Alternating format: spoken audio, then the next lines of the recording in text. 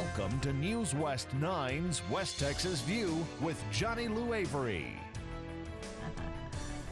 Welcome to the West Texas View. I'm Johnny Lou Avery, and as I promised you last week, I have asked Dawn Cockrell to come back and visit with us today because we didn't get finished with our conversation. She's a certified professional midwife and the founder of the West Texas Birth Services and services people in this whole West Texas area and parts of New Mexico, and is probably one of the more prominent midwives in our whole area.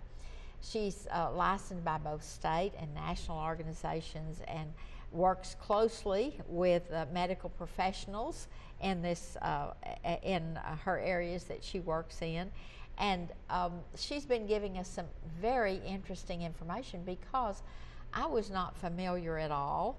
I only have one child, and she was delivered in a hospital setting, and actually I never even thought about a midwifery experience, but kind of wish I had now after I've talked to Dawn a little bit. But when we left the program last week, she had introduced herself, but for the ones that are new in the audience, I want her to tell a little bit about herself and her family and how she came to the midwifery experience. Well, I had birth experience before I was ready to have a baby myself. My mother gave birth.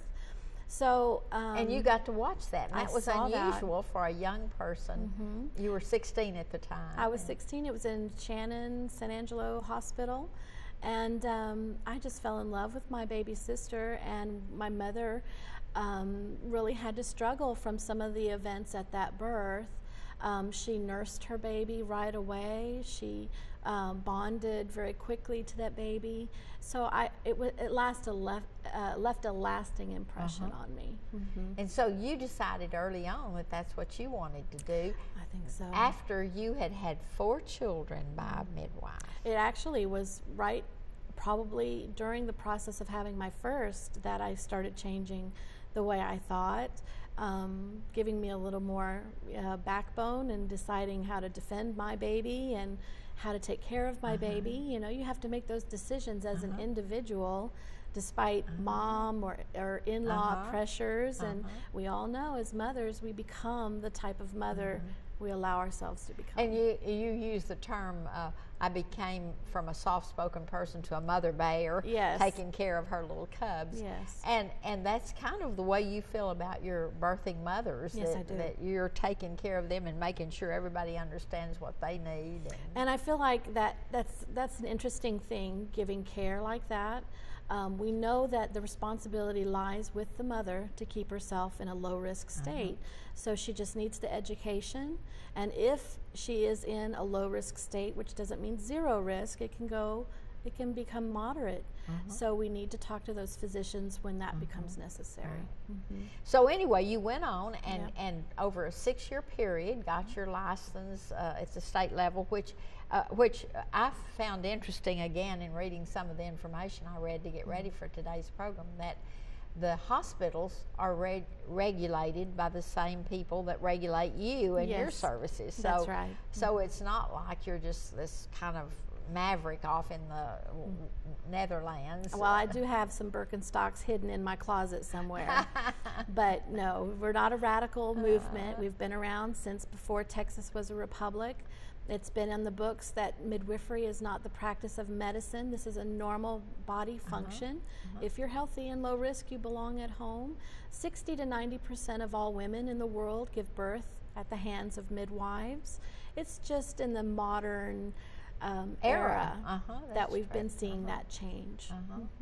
And again, the history is so interesting because in America it really changed when rural America became urban America, which really began mostly in World War II. Yes. So that's all extremely interesting. But just to recap, what you feel like are the advantages of giving birth at home. And something I read said the home birth experience. And I thought that was an interesting phrase. It is. Well, we have a hospital experience and we have a home birth experience. So you give birth. What's the first thing on a mom and dad's mind is, can I hold that baby? Well, you don't have to ask permission. A lot of times moms are reaching down, delivering their babies, catching their babies, pulling it up to their chest, and nobody ever separates that baby. We watch carefully for baby to take its first breath, to come regulate its own temperature, and midwives are monitoring baby and mom's vitals carefully during this transition time.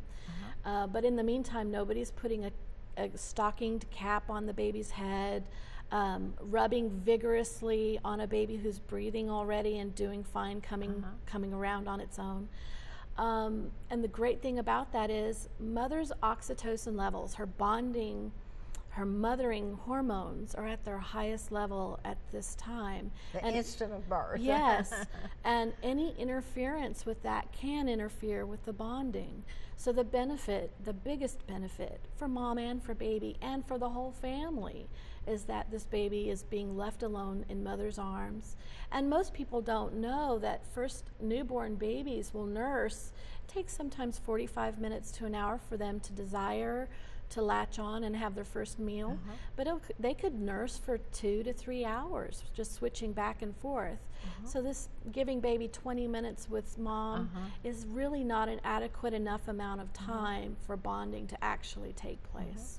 So if this happens, if the mother helps catch the baby and brings it up immediately, then are you cleaning up the baby at the same time they're laying on with the mother and severing the umbilical cord? And interestingly, most of our mothers don't tear.